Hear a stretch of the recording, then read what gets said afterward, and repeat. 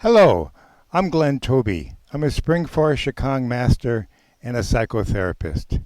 The topic for this 5-minute talk today is about purpose and fullness, but mostly purpose.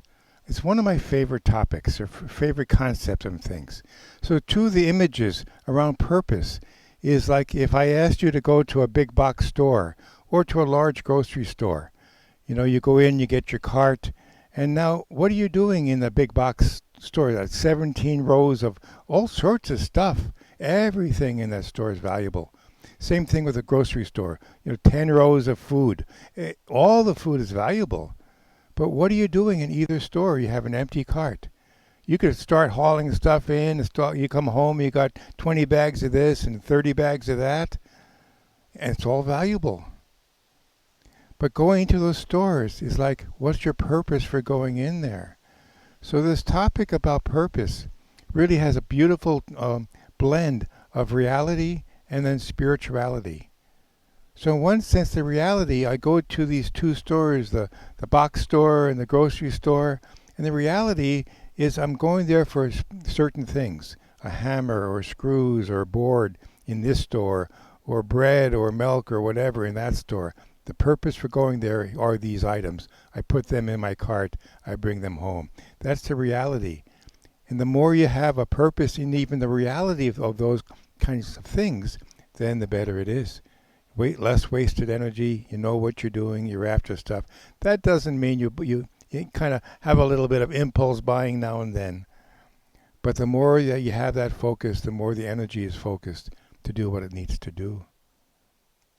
The other story that goes with this is Alice in Wonderland story. Alice comes to the fork in the road and here's the Cheshire cat, sitting there at the fork. And Alice asks the cat, which way should I go? And the cat says, well, if you don't know where you're going, it doesn't matter which road you take. I really like the image of both the stores and this Alice in Wonderland. Because it's true. If you don't know where you're going, it's a lot harder to have the energy focus. I think I'll go here for two, and then I think I'll go here for another. No, I think I'll go. But if you said to the cat, I want to go to the beach, the cat would go, here's the way you go. Here's your purpose. So having a purpose in life, being aware of your purpose in life in the reality place, the groceries or the objects, the material things, the job, what do I got to do? All those things are good. But from the spiritual perspective, it really is a higher purpose. Like for me, a lot of times the purpose is about teaching. So no matter what I try to do, I use that as a filter. Will this help my purpose in life? Will this fit in with the purpose in my life? Will teaching in some capacity, fulfill that function in life? And when I looked at over my resume over the years, the happiest moments I've had, so to speak, whether it's years or tasks or projects, have been in this element of teaching. So fulfills that purpose. So with a partner or a good friend, the idea of the two of you each having a purpose in life. And the reason you're together either as a partner or as a friend or a coworker is really to help each other out with their purpose in life, is to do what you can do to help that person fulfill that purpose in life, to have that person work hard to help you fulfill your purpose in life. You have to figure out what that is. So like a marriage vow could be somewhat containing the purpose in life is to, or a covenant, the purpose for being together is.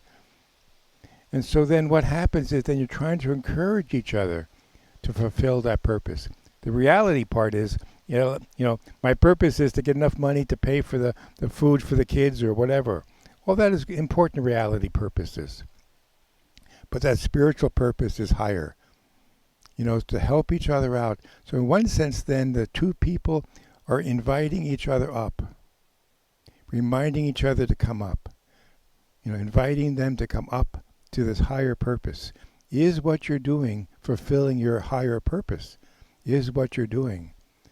So in one sense, our relationship to the community or the things going on, the task might be, Are we inviting up? Are we asking others to invite up to the better part of who they are, to their higher purpose? The reality might be this and this and this, but the spirituality is inviting people up to this higher plane in order to function in a different way. Thank you for listening.